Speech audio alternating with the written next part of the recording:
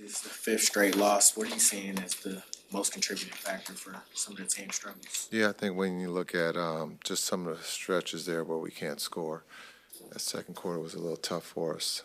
But our defense kept us in only allowing 20 points, and we only scored 15. But there's a stretch where we're down 13, and all of a sudden in less than 2 minutes we're down 19. So just some of the stretches there where we can't score, and then that leads to them being able to score again. We know they're going to shoot a lot of threes. We got to rebound the ball, and we just didn't do that well tonight. What'd you see tonight from Cooper?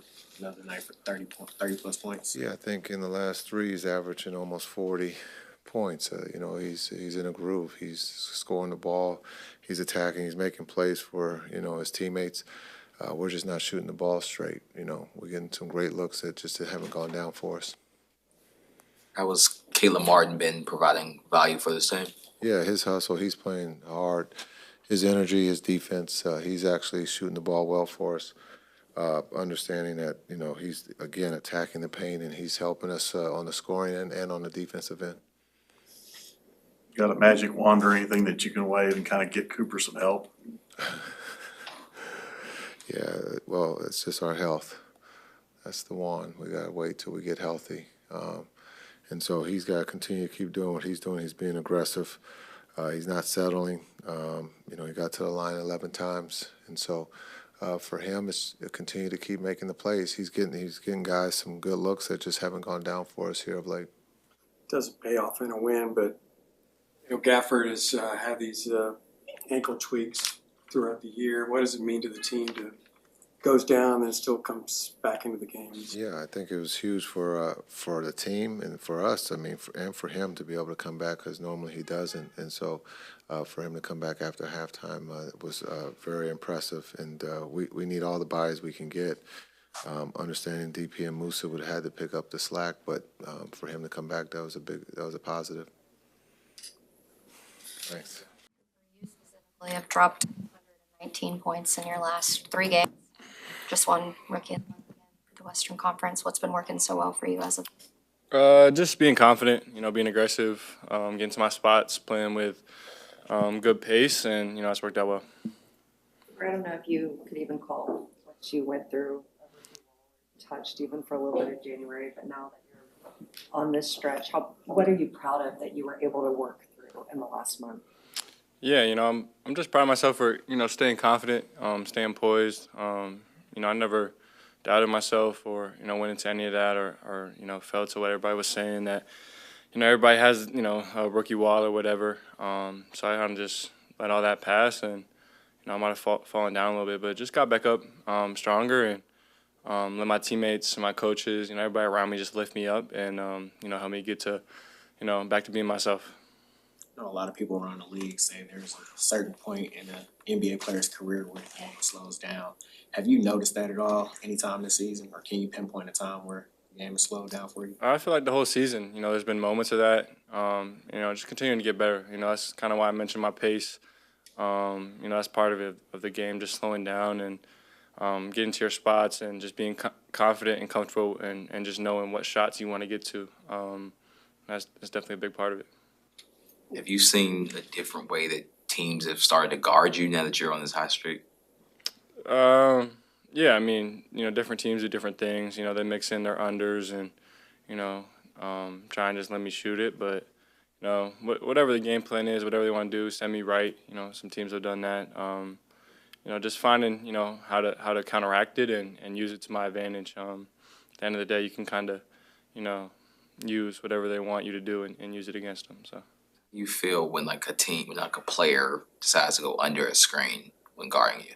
This is part of the game. I go under screens all the time. It's a part of, guarding at a high level is, recognizing when you can mix in your unders and, you just have to know how to use that against them and get some momentum to get downhill or, you have to be ready and prepared to just, knock down your open shots. You mentioned teams forcing you right. Obviously, that's your strong hand.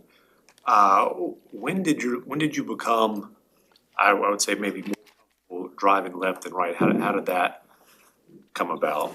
Yeah, I'd say I've always been comfortable going left. I think it started at a young age of, people just try and force people to their, non-dominant hand. And, so I just got comfortable going left and, put a lot of reps in, just getting downhill, finishing at the rim with my left hand and that sort of thing. So, I've always been pretty comfortable just, finishing around the rim and driving to my left hand.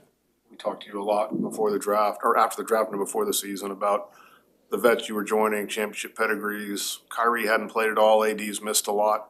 How have those guys helped you anyway, maybe off the court, even though you haven't been on the court with them as much? Yeah, mentally, those guys have both, those two that you mentioned, have both been through a ton, in this league and, in life in general. So I think just a lot of mental growth that I've made, I would attribute to both of them just kind of being there as role models and just giving me a ton of advice and, just help me kind of navigate, this whole scene and what I'm going through. How much would you like to share the court with both those guys in a game, just to see what that looks like? I would love to share the court with both of them at the same time. Obviously got to play with AD, whenever he was healthy, and I love playing with A. He's a really special, player, and he's a really good person as well. So, I love sharing the court with those type of guys, and hopefully, once everybody gets healthy, we can, see what that looks like for sure.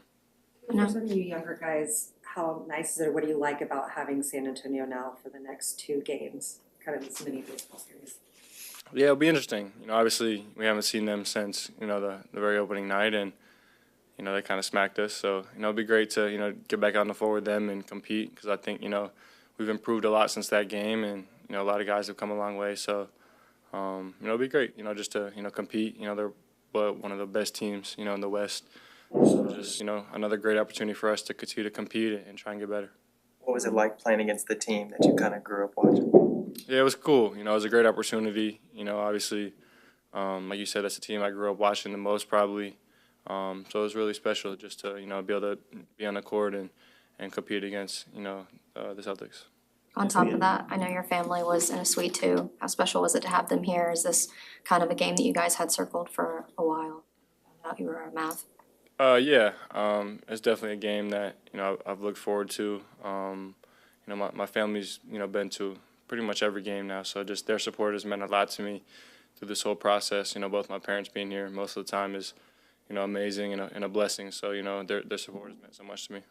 With this being the last game until the trade deadline, how have your coaches and older teammates kind of told or advised you on how to approach this week? Or there's a possibility you want from teammates? Yeah, we haven't talked about it a ton, to be honest, which I think, is, I would say, a good thing. Hasn't really been, a thing looming around the locker room a ton.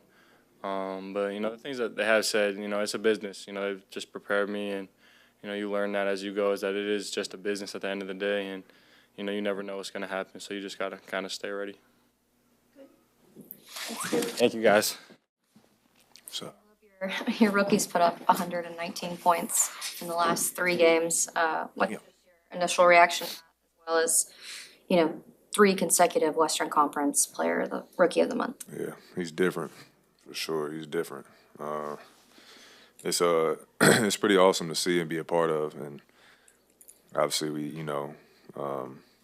we have his back, and we root for him, and it's really cool to see someone at his level, his age, be so receptive and be like a sponge still, ready to learn and asking questions and just being willing to still try to make the right plays and just find ways to make the game still slow down, which it already seems really slow for him now.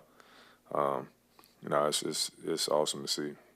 You've played with a ton of rookies throughout your NBA career. With you saying Cooper's different, what's so different about him? What makes him so special? I just think his game is so advanced and mature. He already kind of is understanding like where his spots are, and I think he's getting to those spots already.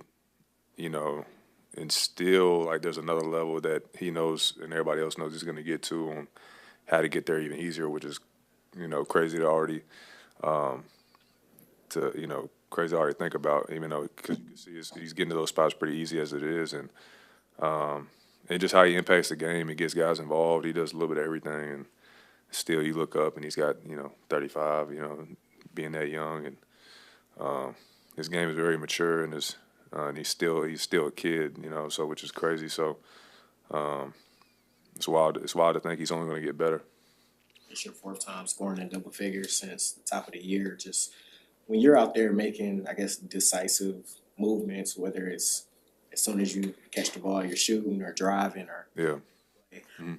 how different is that from how you were playing earlier this season? Yeah, it's very different. I mean, just, the more I'm out there, is just the better feel I'm going to get of the game and my movements. And you still forget, like, I've been here for, almost, maybe a year now, but until, not too long ago, I wasn't necessarily out there to try to, to be a part and involved as much to learn how to play with those guys. And obviously in the NBA, like, you don't get to practice as much as, obviously like college or anything like that. So still trying to get a rhythm and a flow with those guys was kind of tough for a little while. And obviously, too, just coming back from some stuff and making sure I feel good and confident. But, the more I'm out there, the more confident I get and the more confidence I feel from them and my coaching staff. And so just continue to try to build on that.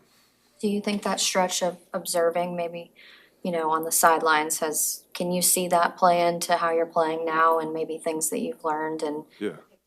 maybe that you wouldn't have seen before? For sure, yeah. You can always learn while you're watching, while you're observing on the side. There's always things to learn.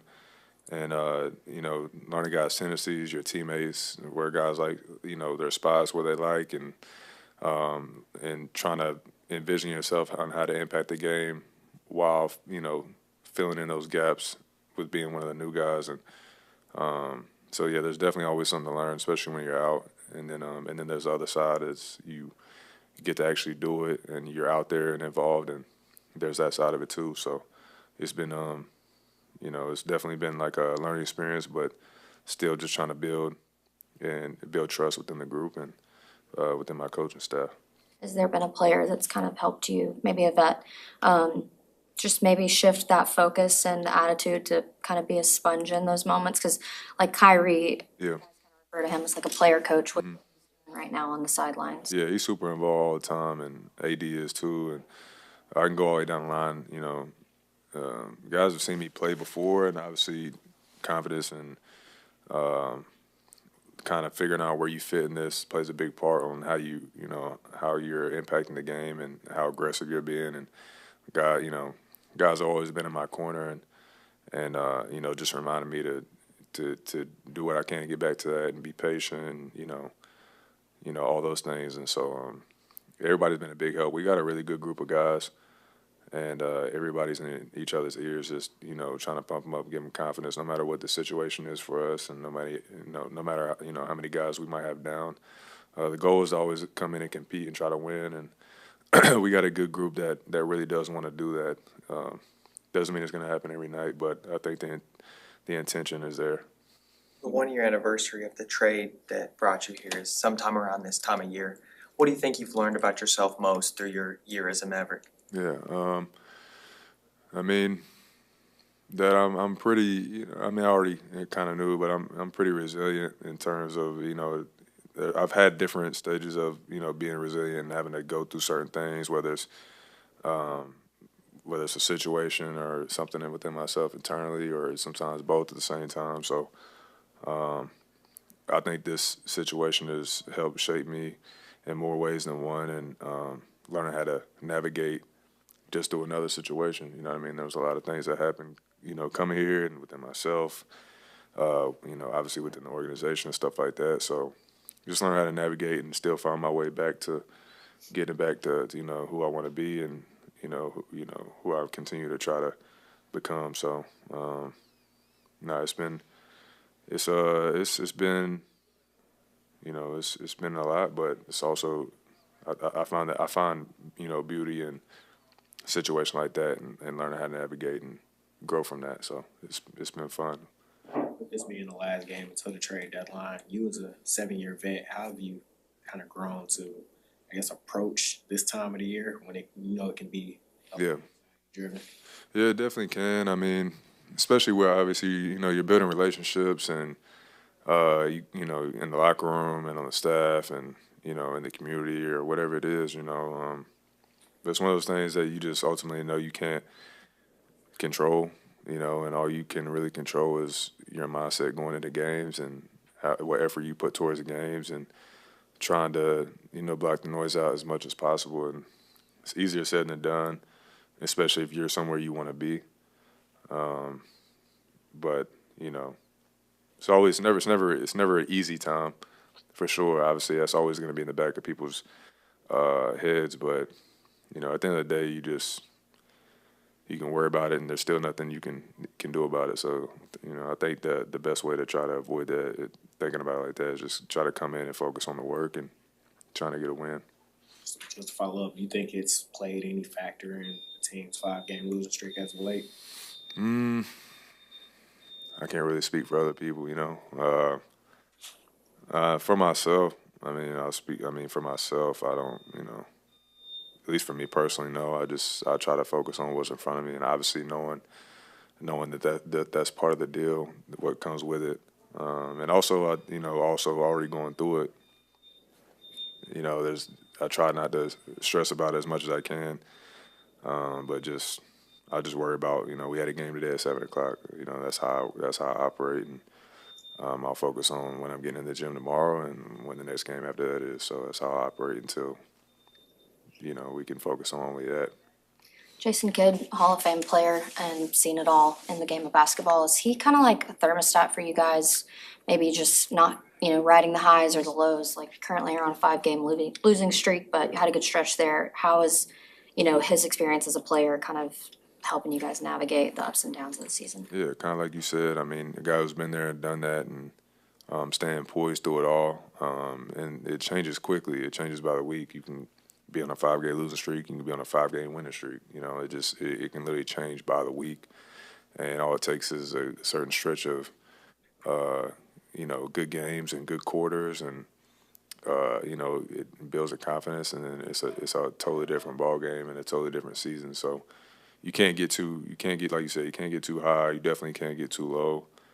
But also understanding that the sense of urgency has got to be there in order for that to change. And I think with continue to have the right approach and the right intention with the game and the right carryover to the next games, I think those things will flip and you have a better week.